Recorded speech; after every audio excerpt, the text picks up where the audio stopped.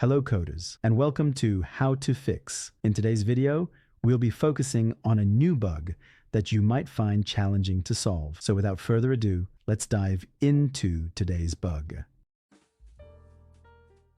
Let's start by executing code 1 to stimulate the error and watch the result. Here's a detailed analysis and the remedy for this problem. Do take a moment to pause the video to understand the explanation.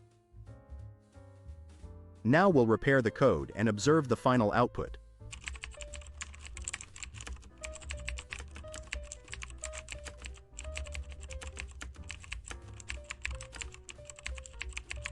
And presto, the code works perfectly and our output is just what we anticipated.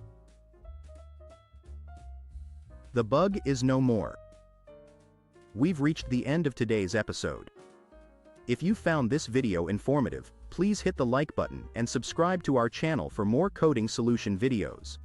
Stay passionate, never stop learning, and enjoy your coding journey.